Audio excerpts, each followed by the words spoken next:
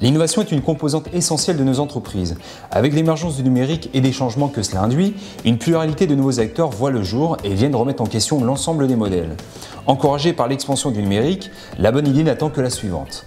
Un schéma évident pour ces nouvelles structures agiles avec peu d'historique, cela demande toutefois une véritable transformation interne pour les grands groupes. C'est ce que nous explique Bertrand Delasselle, partenaire au sein du cabinet Equancy.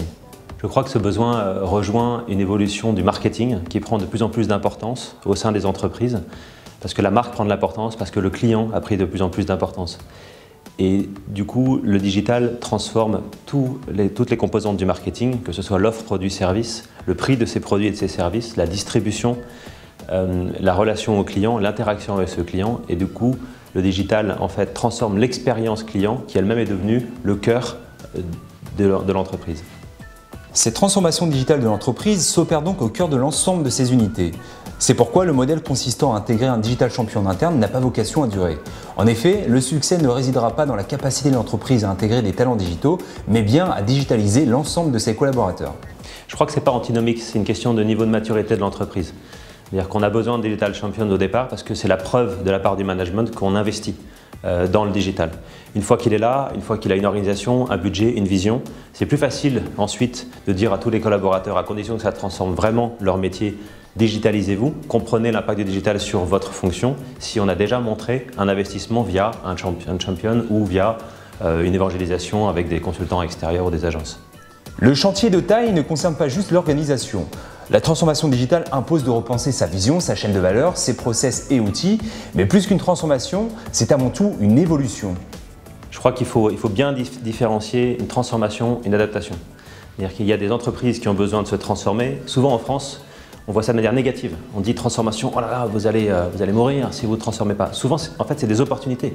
C'est-à-dire qu'Accor, peut-être qu'ils ne doivent pas devenir un B&B. En revanche, ils doivent se poser la question de monétiser mieux leur chambre, de socialiser entre leurs clients l'utilisation des chambres et de réfléchir à des offres, produits, services plus innovantes pour conserver une préférence vers l'hôtel versus la chambre partagée.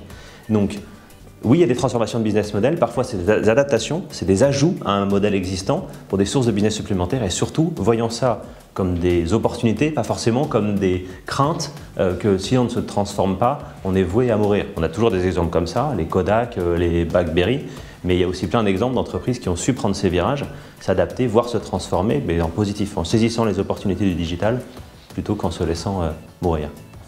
Pour nous illustrer de manière concrète sa perception de la transformation digitale, Bertrand Delasselle nous cite un cas client issu du secteur de la parfumerie. On a chez Equancy récemment travaillé avec un industriel du parfum. Typiquement, ces industriels conçoivent, produisent et vendent sous d'autres marques des parfums, parfois sous licence. Leur marque elle-même n'est pas du tout connue. Mais sous la pression du digital, les e-retailers de parfums, ils récupèrent 90% du trafic et en gros 10% des ventes. Soudainement, ça crée une pression sur les marques parce que sur un site d'e-commerce de parfum, c'est indifférencié. Il n'y a pas d'expérience de marque. Les produits sont sur fond blanc et c'est tous les mêmes. Si je suis industriel du parfum, je me dis, est-ce que je ne dois pas me lancer dans l'e-commerce? Et soudainement, c'est un projet de transformation. Marketing, est-ce que vous savez faire? Trading, est-ce que vous savez faire? Fulfillment, est-ce que vous savez faire? Customer care, tous ces métiers, est-ce que vous savez les faire ou pas? Externaliser, internaliser, ou des modèles hybrides. Vous prenez des bouts de solutions à l'extérieur, mais vous créez des compétences que vous n'avez pas à l'intérieur. Donc au départ, c'est une mission qu'on a réalisée de marketing stratégique. Est-ce que je dois aller ou pas dans l'e-commerce digital? Et soudainement, ça devient un projet de transformation en fonction des scénarios qu'on a recommandés.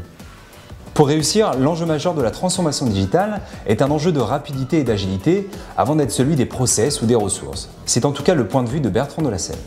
Ce qu'on voit dans les transformations digitales des entreprises, c'est beaucoup de sujets autour de l'organisation et du process. Mais plus les groupes sont grands et un peu traditionnels, plus vous avez des méthodes qui sont éprouvées, par exemple dans les ressources humaines. Et donc on fait des organisations, on fait des organigrammes, on compte le nombre de personnes d'une équipe. Parfois on fait une équipe projet, souvent 18 mois, 2 ans. Dans le digital, ça ne peut pas se passer comme ça. Pour être le vrai enjeu pour ces sociétés-là, c'est de trouver des modèles RH où vous allez, en quelques jours, constituer une équipe projet avec des gens de l'interne, des consultants, des freelances, des agences, et vous leur dites en 2 mois, il faut sortir une app. Les startups savent faire ça tous les jours. Dans un grand groupe industriel, c'est vraiment un modèle différent. Et il n'y a qu'à cette condition qu'ils pourront rattraper des gens qui rentrent dans leur marché, qui leur prennent des parts de marché et donc se transformer. Et ça, c'est, on va dire, l'ultime de la transformation, c'est permettre à des entreprises dont les rythmes d'innovation sont plutôt des rythmes pluriannuels, soudainement créer des mini startups à l'intérieur, et ça vient vraiment impacter des process très traditionnels chez eux et des manières de fonctionner ou des manières de recruter qui sont vraiment novatrices pour elles, parce qu'ils n'ont pas l'habitude de recruter des profils digitaux dont les plans de carrière ne sont pas du tout les plans de carrière standards de ces grands groupes.